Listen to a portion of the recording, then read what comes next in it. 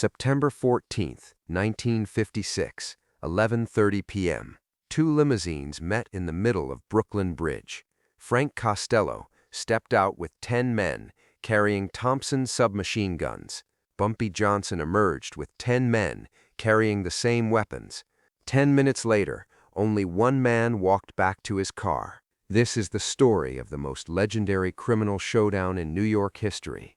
Two titans of organized crime settling their differences with overwhelming firepower on the most iconic bridge in America. When the smoke cleared over the East River that night, the balance of power in New York's underworld had shifted forever. To understand why September 14, 1956 became the night of the Brooklyn Bridge Showdown, you need to understand the tension that had been building between Bumpy Johnson and Frank Costello for over a decade. After Lucky Luciano's deportation to Italy in 1946, Frank Costello had become the de facto head of the most powerful crime family in New York. He controlled everything from the docks to the courts, from politicians to police commissioners.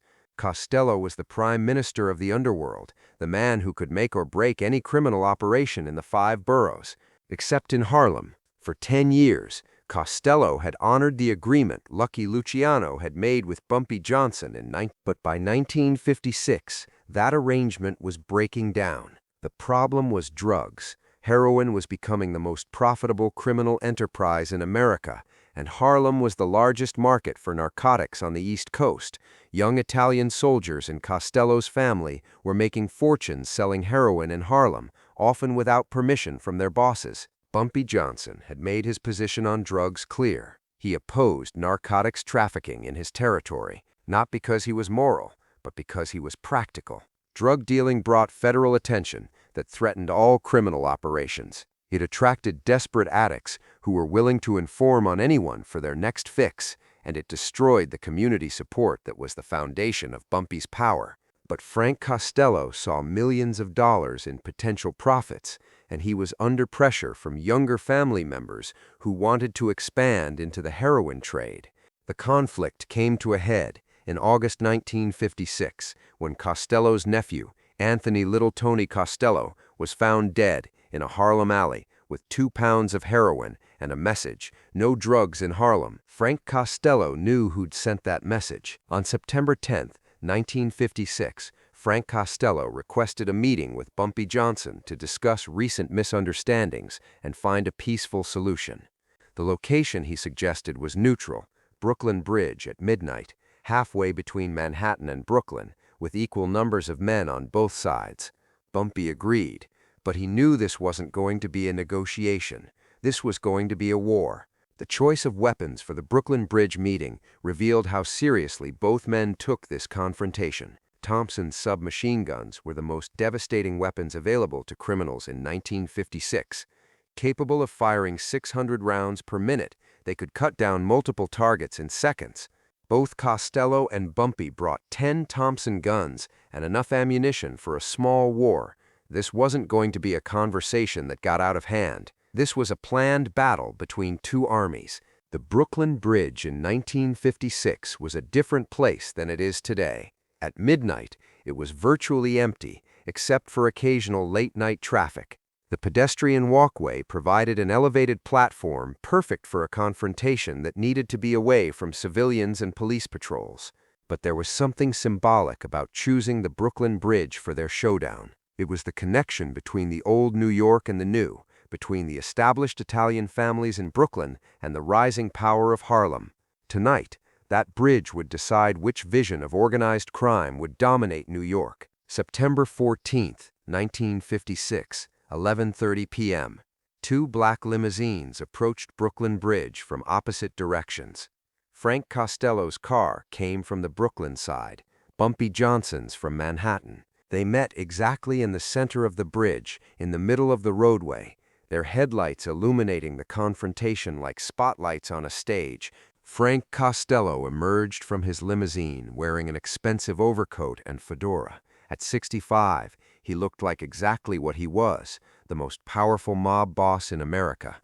Behind him, 10 men in dark suits carried Thompson submachine guns with the casual professionalism of soldiers preparing for battle. Bumpy Johnson stepped out of his car wearing a charcoal gray suit and his trademark calm expression. At 51, he moved with the confidence of a man who'd survived 30 years of criminal warfare. His 10 men positioned themselves with military precision, Thompson guns at the ready. For a moment, the two groups faced each other across 20 feet of bridge roadway.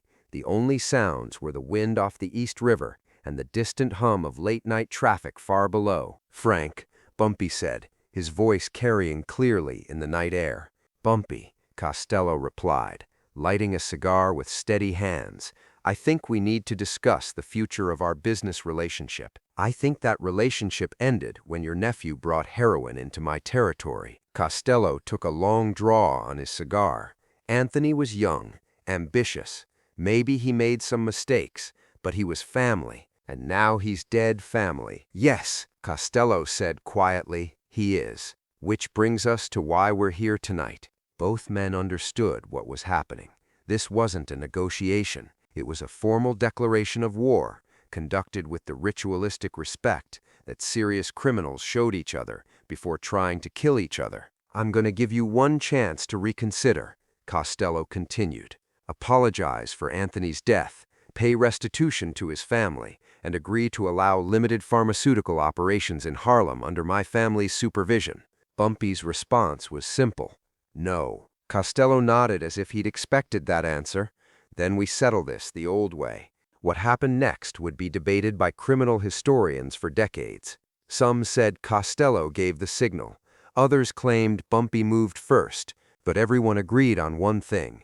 The Brooklyn Bridge erupted in gunfire like nothing New York had ever seen. 20 Thompson submachine guns opened fire simultaneously. The sound was deafening, echoing off the bridge's stone towers and reverberating across the East River. Muzzle flashes lit up the night like lightning, and the smell of gunpowder filled the air. The battle lasted exactly 10 minutes, but those 10 minutes changed everything. Costello's men had positioned themselves behind their limousine, using the armored car as cover, while they fired at Bumpy's team.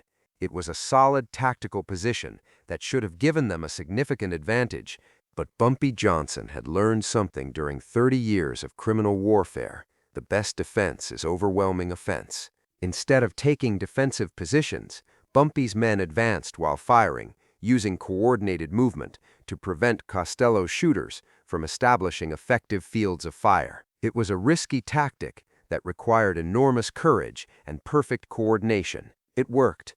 Within 3 minutes, Costello's defensive position was overrun. Within 5 minutes, most of his men were down. Within 7 minutes, Frank Costello himself was wounded and calling for a ceasefire. By the 10-minute mark, the most powerful mob boss in America was bleeding on the Brooklyn Bridge, surrounded by the wreckage of his ambitions and the bodies of his soldiers. Bumpy Johnson walked across the bullet-scarred bridge to where Frank Costello lay wounded but alive. The old mob boss looked up at the man who'd just destroyed his reputation and possibly his life. "You could have been reasonable," Costello said through gritted teeth. "I was reasonable," Bumpy replied. "I told you no drugs in Harlem. You should have listened. This isn't over." Bumpy looked down at the wounded crime boss surrounded by his fallen men. "Yes, Frank, it is." The Brooklyn Bridge showdown ended when Bumpy Johnson and his surviving men drove away, leaving Frank Costello and the remnants of his army to explain to police how America's most powerful mob boss had been defeated by a man the newspapers still called just a Harlem numbers runner. The aftermath of September 14th, 1956, sent shockwaves through organized crime across America. Frank Costello survived his wounds but never recovered his reputation. Within 6 months, he'd been forced into retirement by younger family members who questioned his judgment and his ability to maintain the family's power. The man who'd been called the Prime Minister of the Underworld spent his remaining years as a powerless figurehead. Bumpy Johnson, meanwhile, had proven something that changed the balance of power in New York forever. He'd demonstrated that the Italian families weren't invincible, that superior firepower and tactical intelligence could defeat even the most established criminal organizations. More importantly, he'd established a principle that would define organized crime in New York for the next decade. Harlem was off-limits to drug trafficking, and anyone who violated that rule would face consequences that even the most powerful families couldn't withstand. The Thompson submachine guns used in the Brooklyn Bridge showdown were never recovered. Like the men who'd carried them, they disappeared into the night, becoming part of the legend that surrounded Bumpy Johnson for the rest of his life. Federal investigators spent months trying to build a case around the bridge shooting, but they faced the same problem they'd encountered with every other Bumpy Johnson operation: no witnesses, no evidence, and no cooperation from anyone who might have been involved. The NYPD report on the incident was frustratingly brief. Unknown parties engaged in gunfire on Brooklyn Bridge, multiple casualties, investigation ongoing. The investigation was never resolved, but for the criminal underworld, no investigation was necessary. Everyone knew what had happened, and more importantly, everyone understood what it meant. The Brooklyn Bridge showdown became the most legendary criminal confrontation in New York history, not just because of the violence, but because of what it represented: the moment when Harlem's independence was sealed in blood and gunpowder. Criminal organizations across America studied the tactics Bumpy Johnson had used that night. Law enforcement agencies incorporated the bridge battle into their training programs as an example of how criminal conflicts could escalate beyond anything police were prepared to handle. But perhaps the most significant outcome of the Brooklyn Bridge showdown was what didn't happen afterward. No Italian family ever again attempted to force drug trafficking operations into Harlem during Bumpy Johnson's lifetime. The message delivered that night was too clear and too costly to ignore. Frank Costello would later tell federal investigators, "Bumpy Johnson was the most dangerous man I ever met, not because he was violent, but because he was willing to risk everything for his principles." You can negotiate with greed. You can't negotiate with conviction. This is the story of 10 minutes that changed organized crime in New York forever. A night when two titans of the underworld settled their differences with Thompson submachine guns, and only one walked away. The Brooklyn Bridge still stands, connecting Manhattan and Brooklyn, just as it did in 1956. But on quiet nights, some people say you can still hear the echo of gunfire and the ghost of the most legendary criminal showdown in American history. If this story of conviction, firepower, and the most epic criminal confrontation in New York history moved you, hit that subscribe button. Share this with someone who understands that some principles are worth fighting for, even when the odds are impossible. And in the comments, let me know, was this justice or just violence? Next week, we're revealing the classified FBI files on this shootout that federal agents tried to keep secret for decades. You won't want to miss that.